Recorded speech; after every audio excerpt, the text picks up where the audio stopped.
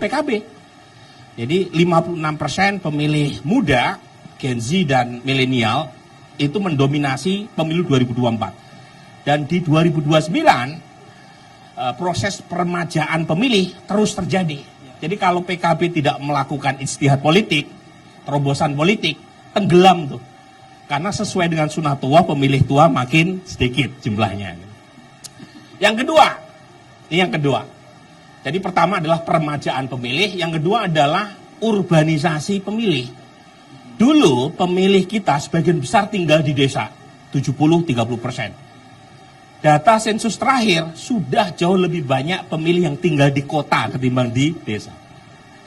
Jadi kalau misalnya PKB tidak melakukan proses shifting untuk mencari pemilih yang ada di kota, tenggelam lagi itu. Ya. Dan yang terakhir ini Mas Buzzer ya, tadi siapa namanya? Buzzer. Itu juga pas tuh. Dulu podiumnya itu podium tradisional, Semi. Dangdut. Kalau pakai sarana atau media dakwah, podiumnya podium kayu di atas di masjid, di musola. Sekarang podiumnya berganti, ya. TikTok, ya.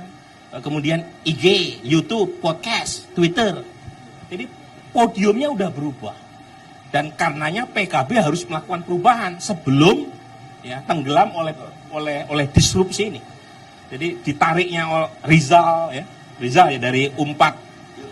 Nah, kemudian Gibran yang bukan Raka Buming Raka. Gitu ya. Itu bagian dari proses untuk menyambut perubahan itu. Meskipun kalau menurut saya tetap PKB agak terlambat sebenarnya ya. Karena proses perubahan demografi pemilih itu sudah terjadi 10 tahun sebelum ini. Tapi nggak apa-apa lah, daripada nggak sama sekali. Nah, kemudian menyambut pertanyaan Rizal tadi.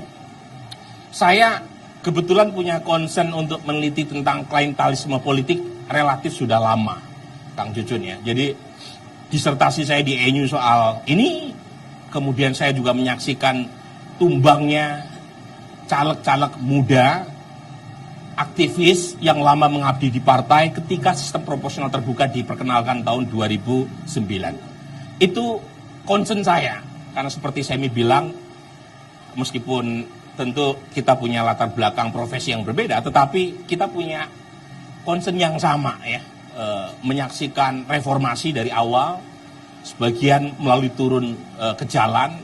Ya. Jadi kita berharap politik itu lebih inklusif, termasuk merepresentasikan sebagian besar konstituen. 56% pemilih kita anak muda,